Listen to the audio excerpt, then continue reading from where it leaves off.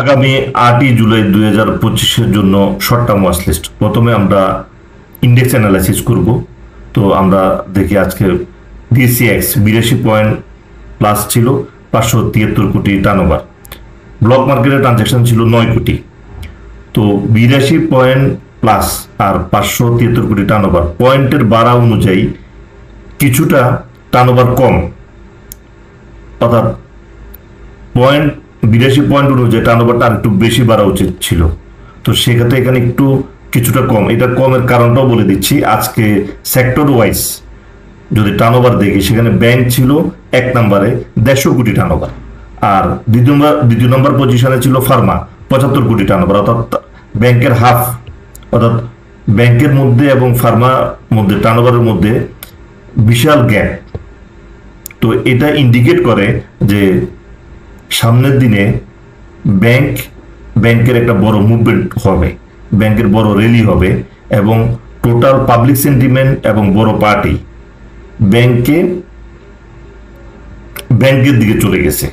বড় পার্টির ইনভলভমেন্টটা ব্যাংকে, যার কারণে ব্যাংকের টার্নওভারটা 150 কোটি, এবং সেকেন্ড পজিশনে যে আছে ফার্মা 75 কোটি। তো এটা ইন্ডিকেট করছে আমাদেরকে টোটাল পাবলিক সেন্টিমেন্টটাই ব্যাংক কেন্দ্রিক। এটার আরেকটা কারণ হলো সেকেন্ড কোয়ার্টার আশেপাশে, এর আগের ভিডিওতে বলেছিলাম সেকেন্ড কোয়ার্টারের আশেপাশে কোনো ডিভিডেন্ড ডিক্লারেশন নাই। তো এখানে একটা ব্যাংকের একটা বড় র্যালির সুযোগ ক্রিয়েট হয়েছে। তো আফটার ডিভিডেন্ড প্রত্যেকটা ব্যাংকের একটা বড় র্যালি হওয়ার মতো সম্ভাবনা ক্রিয়েট হয়েছে। তো এখানে আমরা যদি আরেকটু যদি দেখি যে কোন কোন শেয়ার এখানে ডিভিডেন্ড ফ্রি করে দিয়েছে ব্যাংকের মধ্যে, তো সেখানে যদি ফার্স্টে আমরা দেখি ব্র্যাক ব্যাংক ডিভিডেন্ড দেওয়ার পরে যে বোনাস অ্যাডজাস্টমেন্ট হওয়ার পরে একটা প্রাইস গ্যাপ একটা ডাউন হয়েছে। তো আমরা যদি তার আগের প্রাইসে এখানে একটা লাইন ড্র করি, তো দেখবো যে এটা ব্রেকআউট হয়ে গেছে, অর্থাৎ তার ডিভিডেন্ড ফ্রি করে শেষ বড় র্যালির দিকে অগ্রসর হয়েছে। তো এখান থেকে বোঝা যাচ্ছে যে ব্যাংকের একটা বড় মুভমেন্ট এবং টোটাল পাবলিক সেন্টিমেন্টে চলে গেছে ব্যাংকের দিকে। আজকে আরো টার্নওভার বাড়ত যদি পাবলিক সেন্টিমেন্ট অন্য সেক্টরের দিকেও কিছুটা থাকতো, কিন্তু অন্য সেক্টরে একেবারেই পাবলিক সেন্টিমেন্ট ছিল না, অন্য সেক্টরে একেবারেই ভলিউম ছিল না, যার কারণে টোটাল টার্নওভারটা চলে গেছে ব্যাংকের কেন্দ্রিক, এবং যেটা ইন্ডিকেট করছে টেকনিক্যাল অ্যানালাইসিস অনুযায়ী সামনের দিকে ব্যাংক একটা বড় র্যালি করবে। তো এরপর আমরা যদি দেখি এই গ্যাপটা কোন শেয়ার ফিল আপ করেছে, প্রাইম ব্যাংক। ডিভিডেন্ড অ্যাডজাস্টমেন্ট হওয়ার পরে তার একটা গ্যাপ ক্রিয়েট হয়েছে, এবং আমরা যদি এখানে ড্র করি, সে ব্রেকআউট করে নিয়ে গেছে, অর্থাৎ হলো এখানে ভলিউম সব ব্রেকআউট করেছে। তার মিনিং হলো এখান থেকে বড় র্যালি হবে, অর্থাৎ ব্যাংক সেক্টরে বড় র্যালি আমাদের জন্য ওয়েট করছে। আমার ফলোয়ার সাবস্ক্রাইবার ইতিপূর্বে আমরা ব্যাংক এবং মিউচুয়াল ফান্ডে এন্ট্রি নিতে আমরা বলেছিলাম।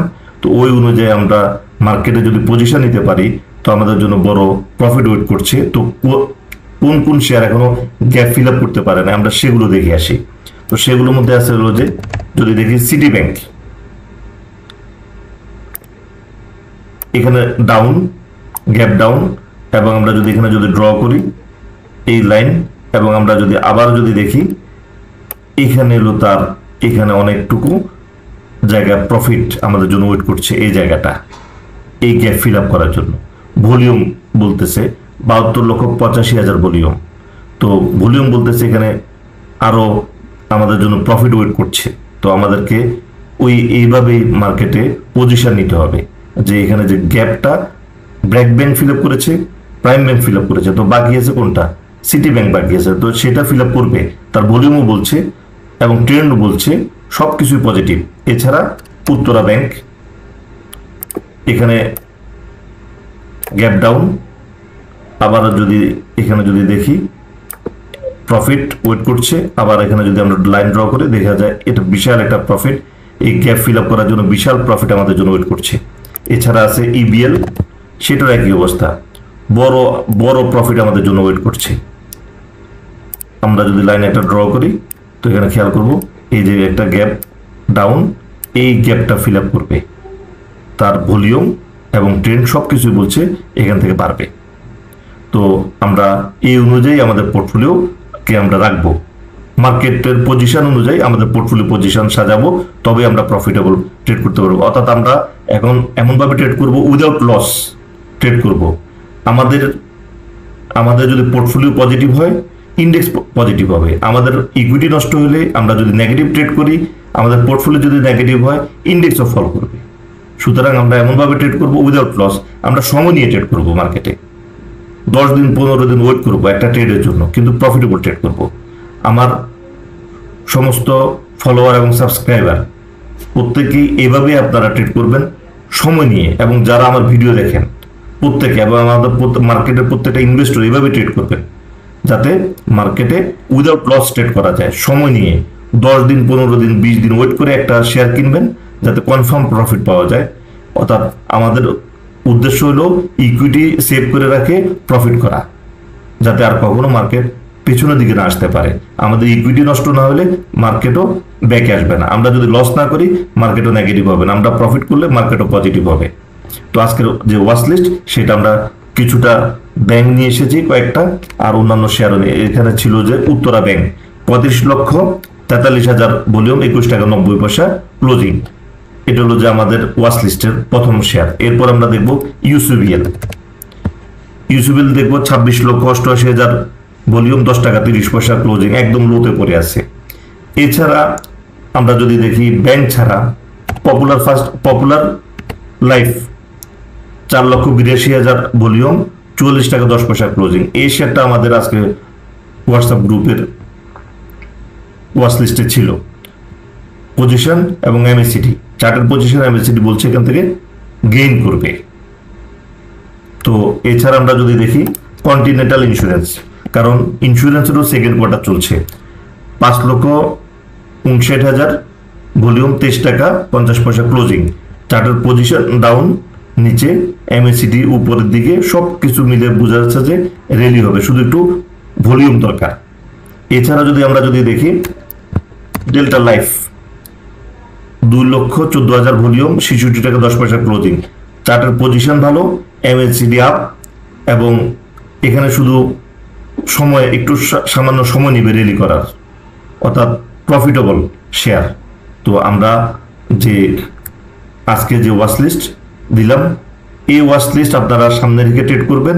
এবং এছাড়া আমাদের সম্পূর্ণ আমাদের যে বক্তব্য অনুযায়ী, টেকনিক্যাল অ্যানালাইসিস অনুযায়ী আমাদের যেটা করতে হবে, মার্কেটের পজিশন অনুযায়ী আমাদের পোর্টফোলিও সাজাতে হবে। সেই অনুযায়ী আমরা আগে থেকে যেটা বলছিলাম, মার্কেটের পজিশন ব্যাংক এবং মিউচুয়াল ফান্ডেই আছে। আমাদের পোর্টফোলিও ব্যাংক এবং মিউচুয়াল ফান্ড কেন্দ্রিকই রাখবো, যাতে আমরা এখান থেকে একটা ভালো গেইন আমরা নিতে পারি। আমরা ভালো শেয়ারে থাকবো এবং মার্কেট অনুযায়ী থাকবো, মার্কেটের পজিশন অনুযায়ী আমাদের পোর্টফোলিও থাকবে। অর্থাৎ মার্কেট যেদিকে থাকবে আমাদের পোর্টফোলিও সেদিকে থাকবে। এবং এই টার্নওভার বলছে যে আমরা একটা বড়, আজকে ব্যাংকের যে টার্নওভার এবং বড় পার্টির ইনভলভমেন্ট ব্যাংক কেন্দ্রিক, এটা কনফার্ম করেছে, এবং ব্যাংকের একটা বড় র্যালি আছে। তো আমরা আশা করব আমরা একটা বড় র্যালি আমরা এখান থেকে আমরা আমাদের পোর্টফোলিওতে গেইন করতে পারবো। তো আজকের আলোচনা এই পর্যন্ত, ধন্যবাদ।